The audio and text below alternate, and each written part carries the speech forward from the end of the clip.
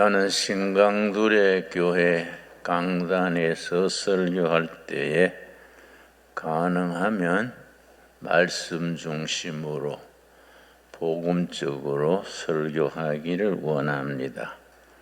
그러나 1년에 한두 번 정도는 국내외 정세, 정치, 경제 그런 얘기를 1년에 2번 정도씩은 하는 것도 좋겠다 생각합니다. 러시아 우크라이나 전쟁이 이제 아마 2, 3개월 안에 멈추게 될 것입니다.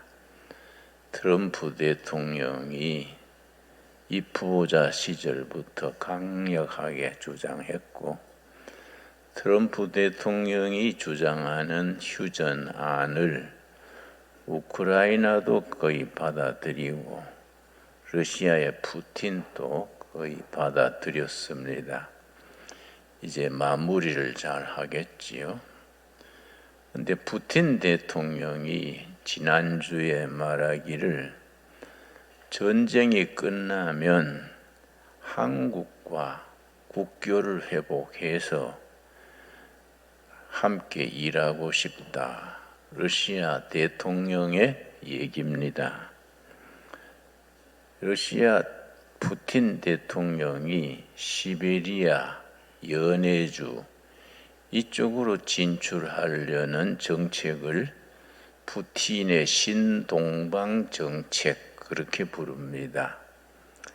그 이제 유럽으로 가는 길은 이번에 전쟁을 통해서 막혀버리고 푸틴은 동쪽으로 가겠다. 그걸 동진정책 그럽니다. 그럼 시베리아, 연해주 이쪽으로 진출을 해서 미국과 손잡고 러시아, 미국, 코리아 그걸 한미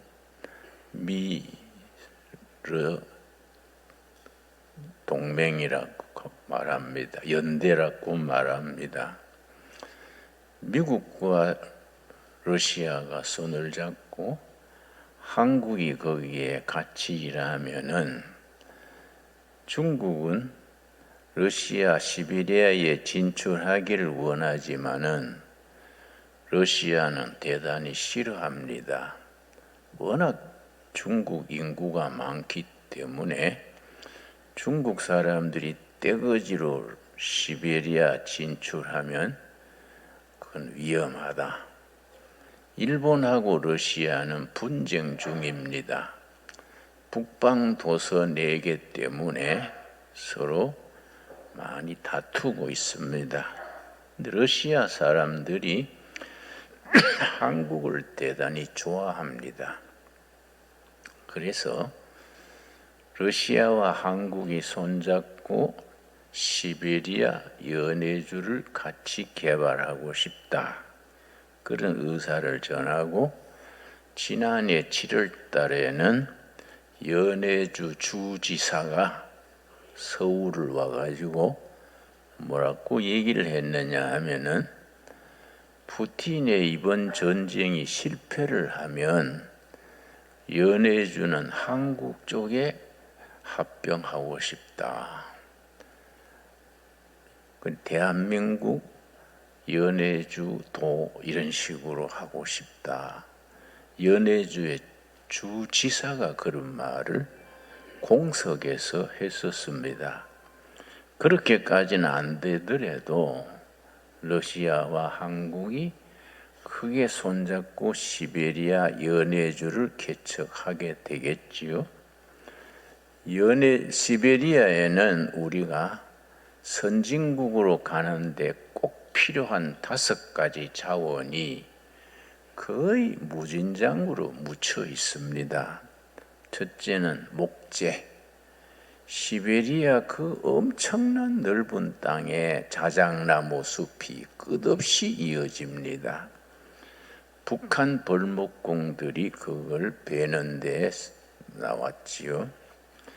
또 철강석, 석탄, 석유, 그리고 히토류 이런 것들이 워낙 매장량이 많기 때문에 푸틴은 한국과 손잡고 그걸 개발하고 싶다. 그리고 러시아가 가장 간절히 원하는 것은 시베리아 철도를 개통하고 싶다. 지금은 북한이 가로막아서 우리 한국서 출발하는 기차가 유럽으로 시베리아로 가지를 못합니다. 그런데 러시아와 김정은이 서로 이번에 동맹을 맺어서 친해졌으니까 푸틴이 김정은을 잘 설득을 해서 철도를 열면은 우리가 이제 부산서 출발해서 서울로 평양으로 시베리아로 나가서 유럽으로 가는데 엄청난 경제적 이득이 있지요. 지금은 북한이 막혀 있기 때문에 부산에서 화물을 싣고 배로 가는데 2달이 걸립니다. 그 기간도 길고 또 수에즈 운하가 정체가 심해서 그 어떨 때는 일주일 기다리고 그럽니다. 또 말라카 해협에 해적들이 설치고 중국 앞바다도 불안하고 그런데 그게 완전히 이번에 바뀌는 거지요. 부산에서 화물을 싣고 배로 가면은 2달이고 위험한데 시베리아 철도를 이용하면 그 STR 그럽니다. 사이베리안 트랜스 레일로드 STR 철도를 이용하면은 2주간이 걸립니다. 그러면 2달 갈 것이 2주간에 가고 운임도 싸고 아주 대박이 터지는 거이지요. 그러면 부산서 기차가 출발해서 평양으로 모스크바로 유럽으로 그렇게 가는데 2시간 걸리니까 그걸 푸틴이 간절히 원하는 거지요. 그래도 뭐 판도가 바뀌지요. 우리 때가 되면은 시베리아 철도 타고 스위스 가서 좀 놀다가 옵시다. 예배도 보고 그런 꿈을 꿔야 됩니다. 그런데 미국의 트럼프가 자꾸 나는 김정은하고 친하다. 거기 뭐 김정은이 좋아서 가는 게 아니고 전략이지요, 전략. 우리 시골에서 너구리 잡을 때 너구리 작전이 있어요. 너구리가 굴 속에 숨어버리면은 잡아낼 수가 없으니까 소나무, 생소나무를 불을 피우면은 연기가 굴 속으로 들어갑니다. 계속 연기 불 때면 너구리가 연기 때문에 튀어나와요. 그걸 잡는 거지요. 이 푸틴은 김정은에 대해서 너구리 작전이지요. 자꾸 끌어내는 겁니다. 구석에 숨어 있는 걸 끌어내 가지고 김정은이 칭찬해주고 똑똑하다 그러고 이래가 끌어내 가지고 잡아먹는 거지요. 그런데 북한이 중국하고 굉장히 사이가 나쁩니다. 내가 북한 가서 보니까 우리나라 육군사관학교 같은 장교 육성하는 그 장교 훈련 학교에 연병장에 크게 써놨어요. 일본은 100년 숙적, 중국은 1000년 숙적. 맞아.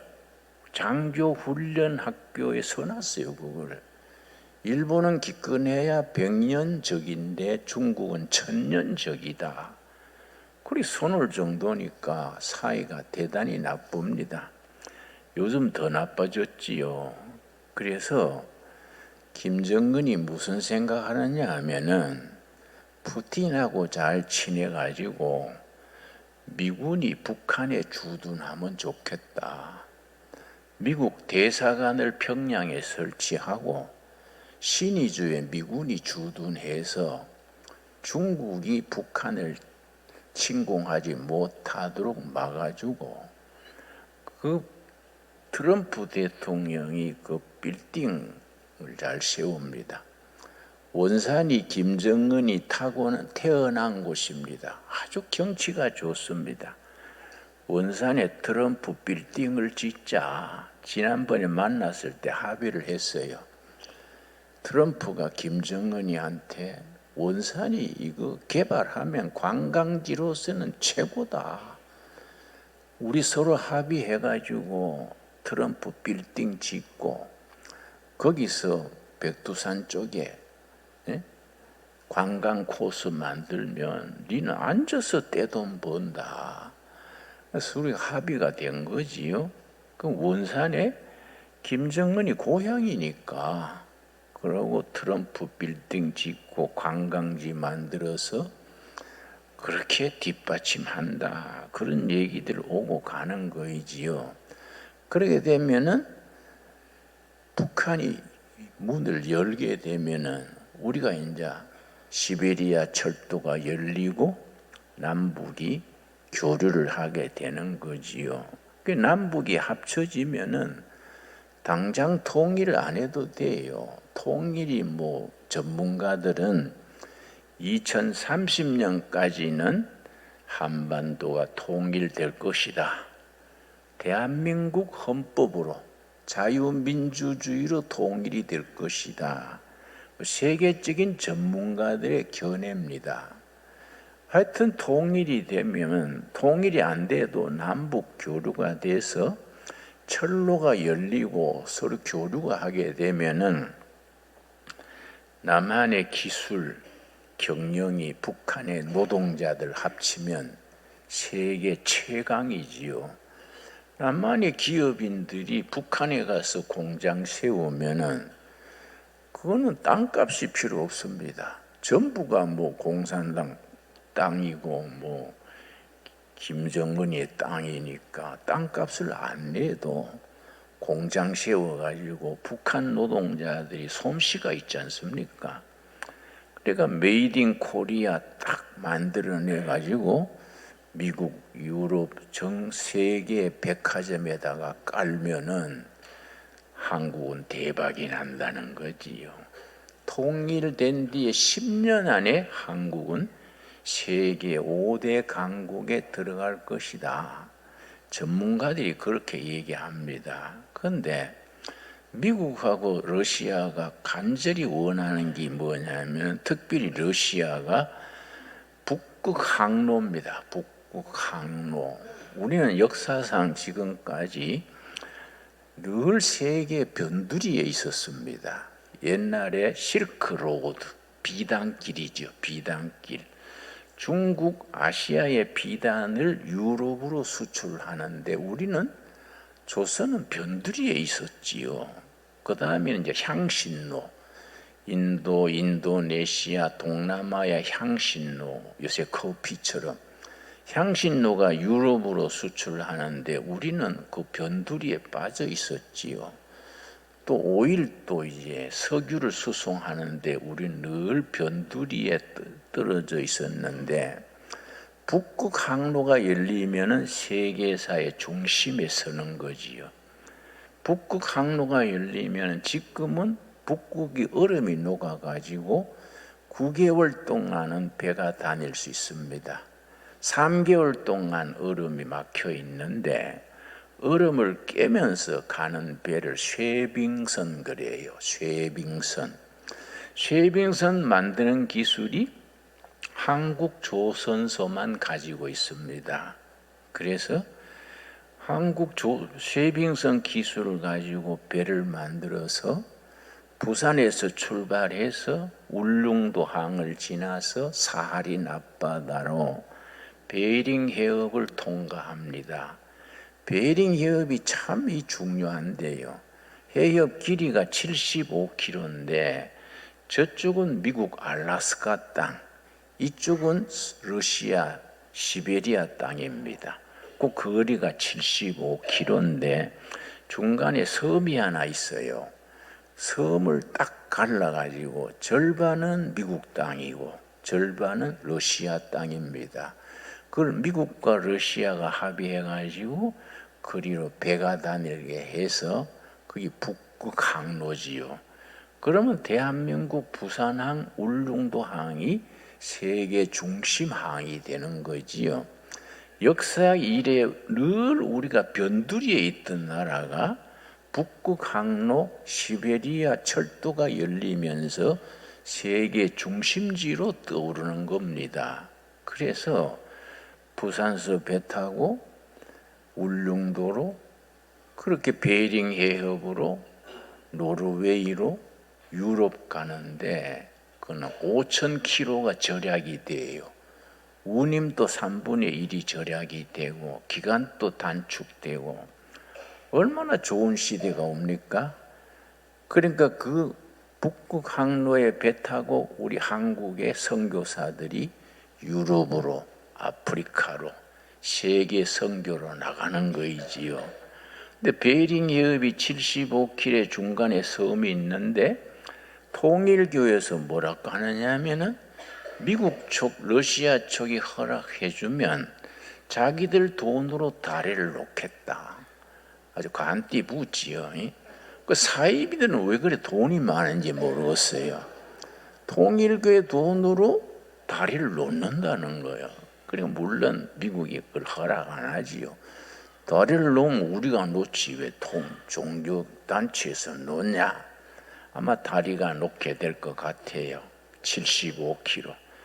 그러면 우리 살아생전에 아마 10년 지나지 않아서 서울에서 차 타고 평양 거쳐서 베링 해협 거쳐서 미국까지 차로 갈 수 있지요. 여러분, 우리 그 자동차 중에 그 뒤에 침대 싣고 가는 차를 무슨 차라 그럽니까? 그걸, 응? 그런 차가 있어요. 앞에서 차가 끌면 침대 뒤에 달아서 가는 캠핑차라 그러던가. 그거 타고 여기서 출발해가지고 베링 해협 거쳐서 미국까지 우리가 갈 수 있는 거지요. 중간중간 밥해 먹어가면서 베링 해협에 낚시해가지고 매운탕 끓여 먹고 생각만 해도 기분이 좋잖아요. 베링 해협 가서 또 참 아름다워라 찬송 한번 부르고 예배 한번 드리고 우리가 꿈을 가져야 돼. 우리가 이 나라와 교회 세계를 위해서 꿈이 있는 크리스찬들이 돼야 됩니다. 그런데 우리나라의 정치가 말썽이요. 이 국회의사당에 갇혀가지고 싸움박질 하느라고 그래서 우리나라 국회의원들이 그런 영적인 상상력, 창조성을 가지고 뻗어나가면은 아마 10년 안에 대한민국은 세계 강대국으로 들어간다. 내 얘기가 아니고 미국의 학자들, 미국의 또 포린 파리시라는 외교 전문 잡지가 있습니다. 외교 정책이란 말이지요. 2012년에 쓴 글이 있습니다. 2012년에 뭐라고 썼느냐 하면은 이제 우크라이나 전쟁 이후 G7 시대가 지나가고 거츠 시대가 도래한다. 그 외교 정책 포린 파리시의 2012년 1월호에 나온 기사입니다. 그 거츠 시대가 뭐이냐 하면은 G7은 일본과 유럽의 6나라 합쳐서 G7 시대라 그러지요. 이 시대가 바뀐다는 겁니다. 거츠 시대가 온다. GUTS입니다. G는 저머니 독일, U는 USA 미국, T는 터키.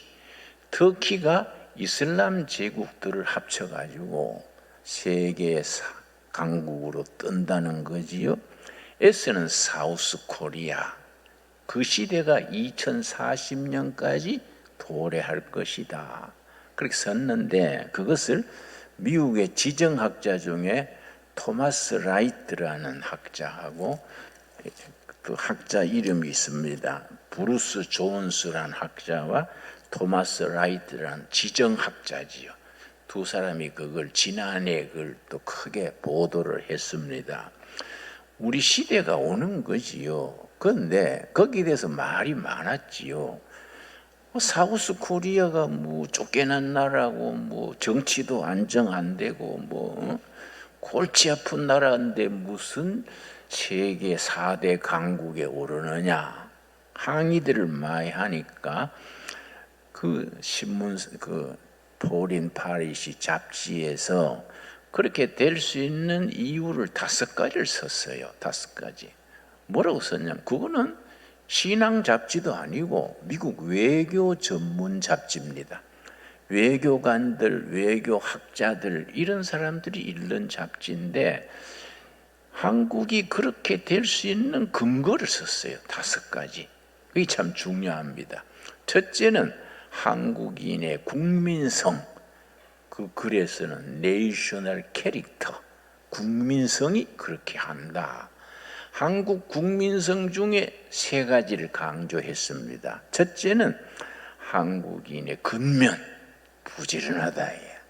둘째, 한국인의 열정, 패션입니다. 패션. 죽기 아니면 살기로 하는 거. 이 성경과 통하지요. 성경은 하나님이 사람을 쓰시는데 게으른 사람을 쓰신 역사가 없어요. 열심히 일하는 사람, 그런 사람, 열정이 있는 사람을 하나님이 쓰십니다.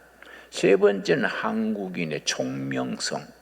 미국에서 시카고 트리뷴이라는 잡지에서 미국에 있는 소수민족 49개 민족, 그걸 마이너리티 그래요. 마이너리티.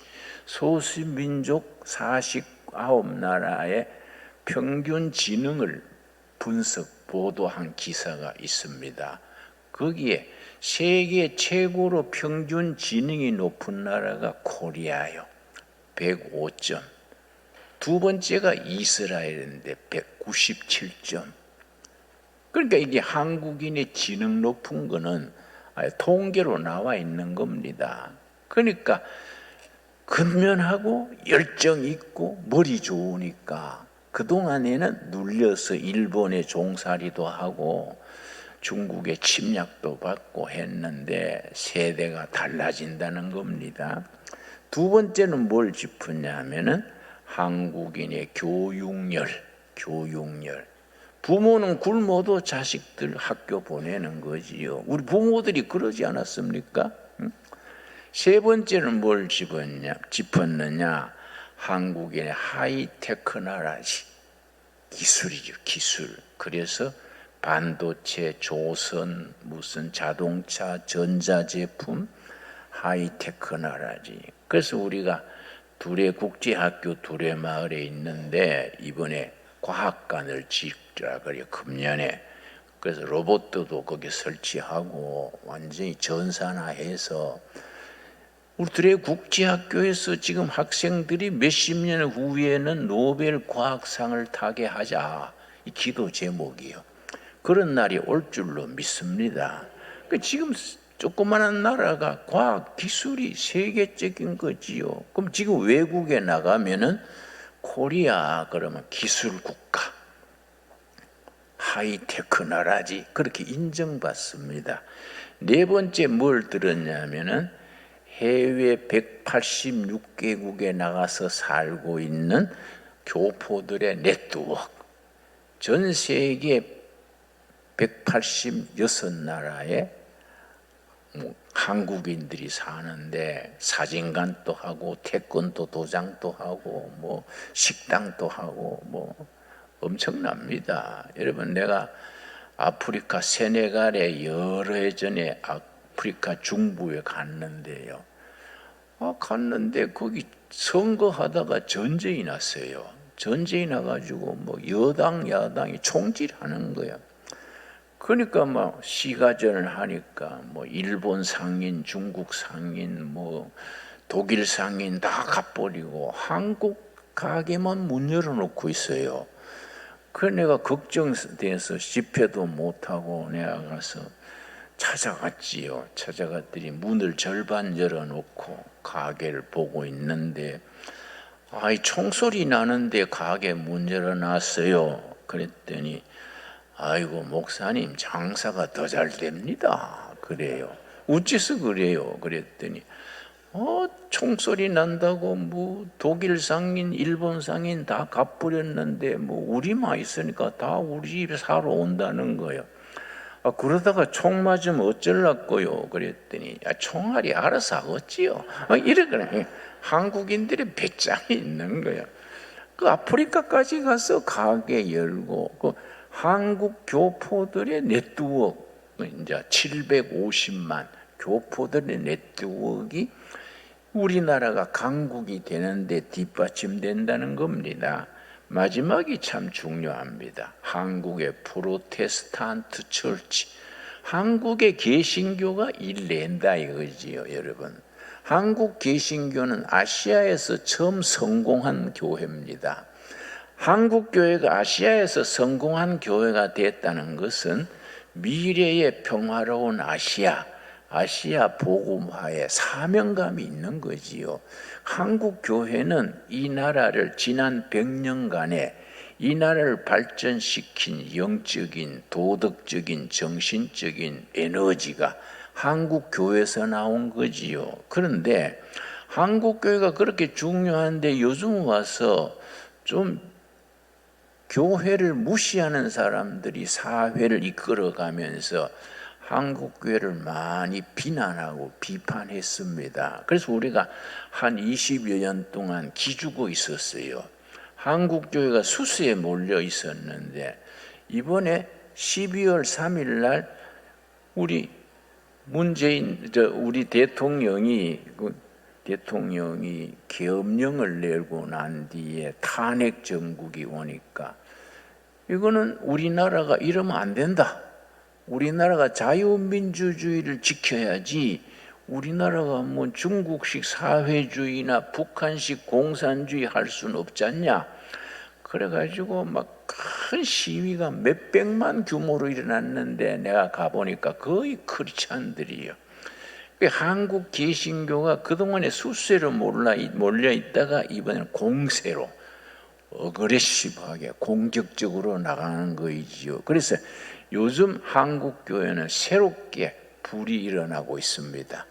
특별히 나라 문제. 내가 이제 대통령 감옥 가기 전에 한남동 사저 거기 대학생들이 지켰지 않습니까? 2030 세대라 그래요. 걔들이 막 밤새워 대통령 지킨다고 지켰는데 내가 일부러 가봤죠. 11시쯤 나갔더니 20세대, 30세대 청년들이 밤새워서 지키는 거예요. 근데 기특해서 내가 청년 한 명 대학생이더라고요. 내가 이 추운데 어떻게 여기서 이렇게 지키냐 했더니 우리는요 윤석열 대통령 때문에 나온 게 아닙니다. 어째서 나왔는데 그랬더니 자유민주주의 지키려고 나왔습니다. 참 생각자는 일이지요. 20대 30대 청년들이 이 나라의 자유민주주의를 지켜야 된다는 거예요. 밤을 새워서 그러는 겁니다. 그런데 모인 사람들의 80% 이상이 교인들이에요. 그래서 우리나라를 새로운 질서로 새롭게 하는 일에 한국 교회가 앞장서고 있는 겁니다. 그러니까 유명한 강사들도 거의 크리스찬들입니다. 우리 전광훈 목사님도 세종로를 잘 지키는 큰 일을 하고 있지요. 또 저 부산 쪽에 있는 그 세이브 코리아라고 손현보 목사라고 훌륭한 목사입니다. 아주 그제 부산에서 한 100만 명이 모여가지고 세이브 코리아 집회를 하는데 우리 교회도 한번 왔다 갔지요. 그 역사 강사한 일이 뭐이더라? 이거 뭐 열변을 토하는 거예요. 참 크리스찬들이 다 교인들이에요.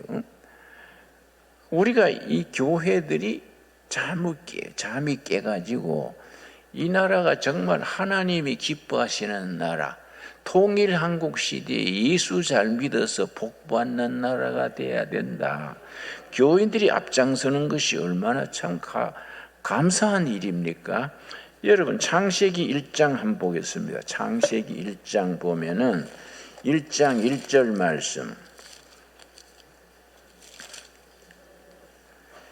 태초에 하나님이 천지를 창조하시니라. 하나님이 말씀으로 천지를 창조하셨는데 창조하는 초기에 2절이 중요합니다. 땅이 혼돈하고, 혼돈이 무질서입니다. 카오스. 땅이 무질서, 카오스. 우리나라가 지금 굉장히 무질서하지 않습니까? 서로 패가 갈려가지고 대통령 탄핵해야 된다, 막아야 된다, 나라가 시끄럽지요, 여러분. 여러분 저 세종도 한번 나가 보십시오. 시끌벌쩍합니다. 혼돈이죠, 혼돈. 그런데 말씀이 역사하니까 무질서, 혼돈이 질서, 코스모스요. 말씀이 역사하면은 무질서한 나라가 질서가 잡히는 겁니다. 혼돈하고 그다음 뭡니까? 공허하며 텅 비는 겁니다.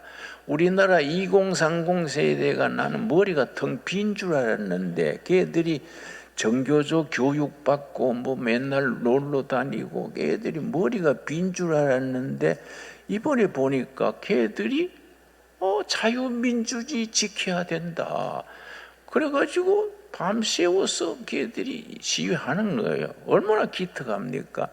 그래 내가 뭘 도와줄까 그랬더니 따끈따끈한 오뎅 국물 생각나네요. 그래서 내가 2,000명 오뎅 국물을 내가 막 주문해가지고 2번 돌렸어요.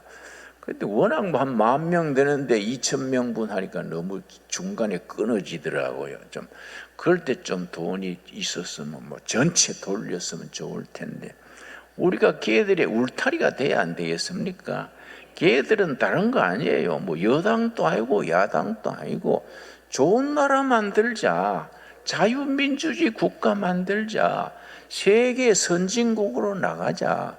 걔들은 그런 생각이지 걔들이 여당 야당 관심이 있겠습니까? 혼돈이 무질서가 말씀으로 질서가 잡히고 공허하며 텅 비는 청년 줄 알았는데 알찬 거예요. 걔들 우리는 자유민주주의를 위해서 밤새운다예요. 오히려 텅 빈 건 국회의원들이 텅 빈 것 같아요. 그 골빈당 그래요, 골빈당. 응? 그 국회이사당이 국회의원들이 공부를 안 하고 표만 따라다니다가 국회이사당이 골빈당 되는 것 같아. 그 사람들 몽땅 드러내가 북한으로 옮기든지 브라질로 옮기든지 옮겨버리고 젊은 세대들이 좀 했으면 좋겠어요. 그렇지요. 우리나라가 기독교가 책임이 엄청 중요합니다. 말씀이 역사하니까 혼돈, 무질서, 카오스가 질서, 코스모스로 바뀌고 공허, 텅 빈 곳에 말씀이 들어가면은 아주 애국자가 되고 정말 선교사가 되고 세계 선진국으로 나가는 길이 열리는 겁니다. 그리고 흑암이 깊음 위에 있고 절망적인 어두움, 깜깜한 어두움인데 말씀이 역사하면 새벽이 오는 겁니다. 여러분 내가 물어봅시다. 여러분 밤이 왜 깊어집니까? 왜 밤이 깜깜해집니까? 정답이 뭔지 아십니까? 새벽이 오려고 깜깜해지는 겁니다. 밤이 깊어지면 새벽이 가까이 오는 겁니다. 지금 한겨울이지요. 겨울이 왜 옵니까? 봄이 오려고 겨울이 오는 겁니다. 아멘 하시지요? 예. 하나님의 역사는 사람의 실수와 허물이 오히려 하나님은 사용하셔서 열매를 맺는 겁니다. 아마 윤 대통령 내가 만나보지도 않았는 분이지만은 12월 3일 날 계엄령을 냈는데 계엄령이 오히려 계몽령이 됐다 그래요. 국민들이 이 나라를 지켜야 된다 깨우친 계몽령이 됐다. 그렇게 얘기합니다. 그 사람은 실수했는지 잘했는지 잘 모르지만 하나님은 그걸 사용하셔서 좋은 나라 통일한국 시대로 나아가는 길을 열어주신 줄로 믿습니다. 우리는 대통령 믿는 게 아니지 않습니까? 하나님을 믿지 않습니까? 하나님이 역사를 주장하시는 주인이 되셔가지고 가만히 잠자던 전에 2030 세대는 정치에 관심이 없고 그냥 좀 나라에 대해서 삐딱하게 생각했던 세대인데 이번은 계엄령 탄핵 이런 소용돌이를 통해서 애국자들이 된 거예요. 밤새워 자유민주주의 지키자 그러고 목사가 가서 오뎅 국물 사주니까 감사하다고 그걸 막 줄 서가지고 오뎅 국물 마시는데 내가 정말 기도가 나옵니다. 하나님께서 이 나라를 버리지 아니하시고 무질서가 질서가 되고 텅 빈 젊은이들이 정말 알찬 젊은이들이 되고 절망적인 어두움이 희망을 가져오는 세월이 오고 있는 줄로 믿습니다, 여러분. 그래서 우리가 새로운 시대를 맞이하는 이게 용트름이지요. 여러분, 사람이 무리하면 몸살 나지 않습니까? 우리 역사도 그동안에 해방 이후 80년 무리하다가 나라가 몸살하는 거지요. 몸살할 때 정신 바짝 차리고 기도하고 금식하면서 나라 위해서 기도해서 우리가 통일 한국 시대에 멋진 예수 잘 믿는 나라로 나아가게 될 줄로 믿습니다, 여러분. 그래서 창세기 1장 1절과 2절이 위대한 말씀이지요. 우리 한번 같이 읽겠습니다. 태초에 하나님이 천지를 창조하시니라. 땅이 혼돈하고 공허하며 흑암이 깊음 위에 있고 하나님의 영은 수면 위에 운행하시니라. 그래서 이번 계엄령 탄핵 사태에서 가장 크게 얻은 열매는 첫째는 국민들이 각성하게 된 것. 이 나라 민주주의 지켜야 되겠다. 둘째는 2030 청년들이 깨어난 것. 셋째는 교회가 우리 역할을 깨달은 거이죠. 전국의 교인들이 모여가지고 나라 위에 기도해야 하고 나라 위에 밤을 새워서 하나님께 부르짖습니다. 이렇게 부르짖는 역사에는 하나님께서 응답하십니다. 여러분, 예레미야서 33장 한 찾겠습니다. 예레미야 33장. 우리들의 기도를 하나님께서 꼭 들어주실 줄로 믿습니다. 33장 2절 말씀, 구약성경 1106페이지입니다. 일을 행하시는 여호와, 역사 속에서 행동하시는 여호와입니다. 하나님은 법당에 부처님처럼 모시고 대접받는 하나님은 성경에는 없습니다. 역사 속에서 백성들 속에서 행동하시는 여호와, 일을 행하시는 여호와, 그것을 만들며 성취하시는 여호와, 역사를 이루어 가시는 여호와, 그의 이름을 여호와라 하는 이가 이와 같이 이르시도다. 너는 내게 부르짖어라. 정말 우리가 전국의 교인들이 밤새워 부르짖는 역사를 하나님께서 들으실 줄로 믿습니다. 너는 내게 부르짖어라. 내가 너에게 응답하겠고 이 약속의 말씀이 이루어질 줄로 믿습니다. 너가 알지 못하는 크고 은밀한 일을 너에게 보이리라. 여러분, 이 말씀에 우리가 응답받아야 돼요. 우리가 알지 못하고 꿈꾸지 못하고 기대하지 못하는 위대한 미래, Great Future. 우리는 생각하지 못하는 위대한 통일 한국 시대, 전 세계의 굿즈 시대, 세계 강대국으로 4대 강대국으로 부상해서 세계에 복음 전하는 그런 시대를 우리가 앞당기는 거이죠. 여러분 아멘 하시지요? 우리가 그런 꿈을 가져야 돼요. 그런 비전을 가져야 돼요. 그런 비전과 꿈꾸고 부르짖는 백성을 하나님께서 너희가 알지 못하는 크고 위대한 미래를 보여줄 것이다. 하나님께서 우리에게 주시는 약속의 말씀으로 받을 수 있게 되기 바랍니다. 기도하겠습니다. 하나님 감사합니다. 하나님께서 이 나라, 이 백성, 이 교회를 사랑하셔서 꿈을 주시고 비전을 주시고 부르짖어 응답받게 하셔서 감사합니다. 우리의 부르짖음이 이 나라를 새롭게 하게 해 주시며 통일 한국 시대를 앞당기게 하여 주시옵시며 우리의 부르짖음이 응답받아서 크고 놀라운 미래, 위대한 미래, 그레이트 퓨처를 우리에게 약속하심을 감사드립니다. 우리의 믿음대로 이루어질 줄 믿습니다. 예수님께서 말씀하셨습니다. 너희가 믿느냐? 믿으면 아버지의 영광을 보리라 하셨사오매 우리의 믿음과 우리의 꿈과 우리의 기도와 우리의 비전이 아름다운 미래 통일한국 시대를 허락하여 주시옵소서. 예수님 이름 받들어 기도드렸사옵나이다. 아멘.